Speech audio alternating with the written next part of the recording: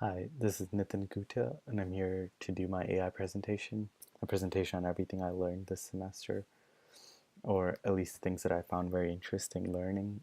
And so here we go. So,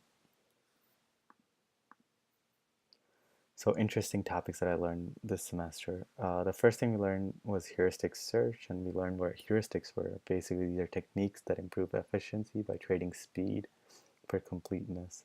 And we learned different types of heuristic searches, such as depth first search, breadth first search, hill climbing, A star, branch, and bound. And so one of the first things we learned was depth first search. And the way depth first search works is that it takes it tries to find the target by using the first path it finds, and it sees through it to make sure until it ends, or if it finds a solution. If it ends, it goes back up the path and goes to the next possible pathway that's open that it can test. Well, depth first search is great, and it finds your solution, but it doesn't always find the most optimal path. That means that it can take a really long time if it's a really wide tree, because there'd be so many different possibilities, and it would test each and every single one of them until it found the solution. And another thing is, because there's no way of figuring out what's the best optimal way in between, it's going to ignore a complete solution even if it found it, because it won't test to see if that's an actual solution. And the next thing we learned was breadth first search. And breadth first search is similar to depth first search, except for the part that it actually looks for and tests different pathway to see, make sure that it's the correct, it's a solution or not before moving on to the next one. So that way it won't miss the solution early on. But it still takes a long time, and it's bad for trees that are very wide, because it would try to search in every single little pathway before it goes to the end of the route. And we also learned about A star and branch and bound. And A star, they were more optimal, both of them, and A star always found the optimal solution for you, so to branch and bound. But A star was way faster because it always sorted to make sure that it was taking the most optimal pathway using weight and cost to get to the destination, and that way it helped itself eliminate a lot of bad pathways early on. And the next thing we learned in this class is Minimax algorithm, and that was really fun because we learned how AIs can use this algorithm to figure out, especially in game situation, to figure out if the next move that they're making is a good move or not, and what's the best optimal move that won't hurt it as much, and it won't help the opponent too much. But a bad thing about this what kind of path algorithm is that it won't know the next step possible, so the move after. So it can probably pick a pathway that's correct right now, but probably is not good two steps down and two moves down in the game. The next thing we learned was expert systems, which was really fun to learn because we got to design an expert system in class. In our project, and we learned how expert systems are useful and how to set them up. We actually set up an expert system focused on finding people, create and help people automate their homes, and that included like any item that they wanted to upgrade, and we helped them pick either the cheapest or the best quality one or somewhere in between. And it was really interesting because it put a perspective on how an AI can be used in different situations, such as it doesn't have to be like an AI doesn't have to be something like a Google Home or a crazy algorithm, but rather it can be simple as just helping people find how to automate their home. And another thing we learned was scripts and how we can use scripts to find out solutions and the ends.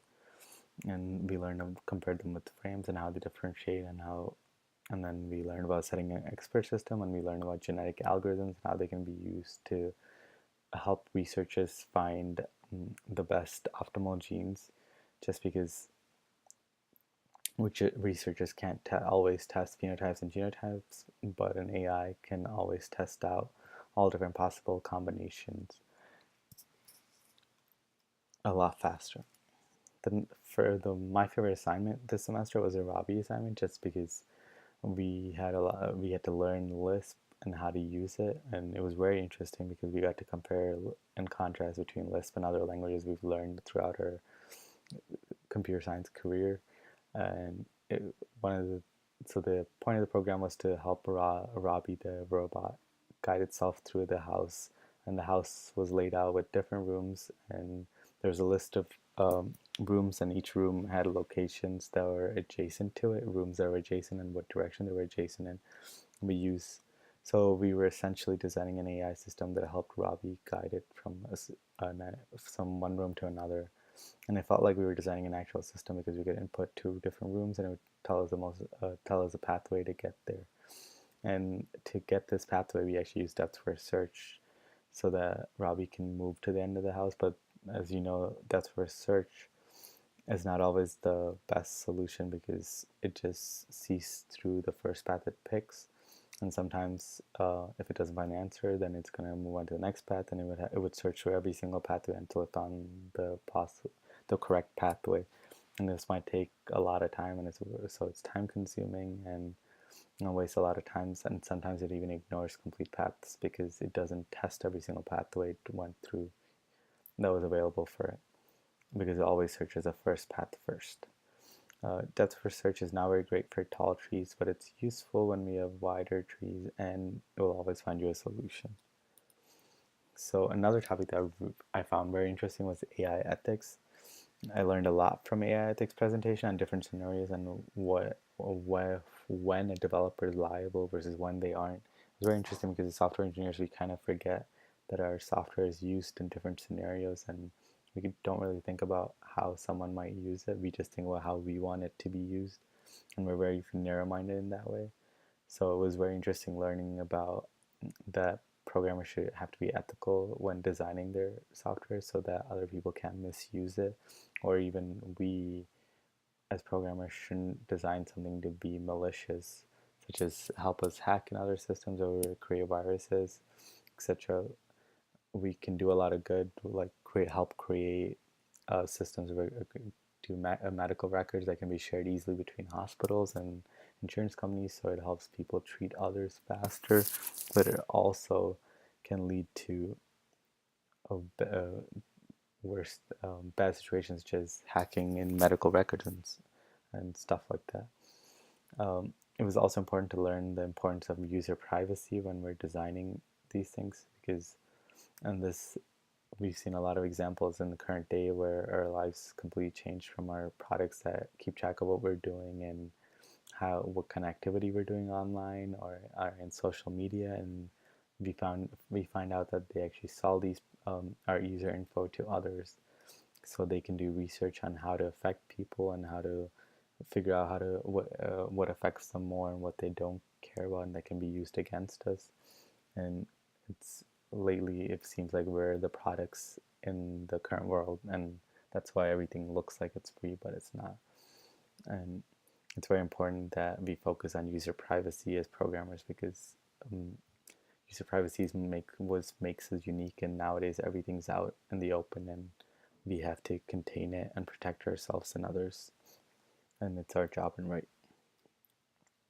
And lastly, what I found interesting was application of AI in other fields, and it was very fun learning how AI can advance other fields as well that I never thought was even possible, such as genetic algorithms that were so interesting. And like I learned that you can actually AI is a pretty big deal um, in genetics, because it's not very easy for scientists to test and search for genotypes and phenotypes and how to eliminate certain phenotypes in genetics easily, because it takes them years and years to see their actual cells, to grow cells and test them out, versus in an AI system can actually figure out what genes and phenotypes go together and then test them out algorithmically and eliminate bad ones and keep the good ones using fitness functions. They'll basically judge that whatever the strongest genotype should stay, while the other ones should be eliminated and not be tested out. Eventually, this would help scientists spend a lot less time figuring out what genotypes to make and then see through them in real life by actually creating them in their cells. And also very helpful to learn different genetic algorithms such as selection, crossover, and mutation, and how they're used in current life and help us advance. Um, Finally, I learned a lot this semester in the in our AI class, and I would really take it again. I wish it was longer than 6 weeks, but it was a lot of fun. I learned a lot of things in these 6 weeks. Thanks for this great semester.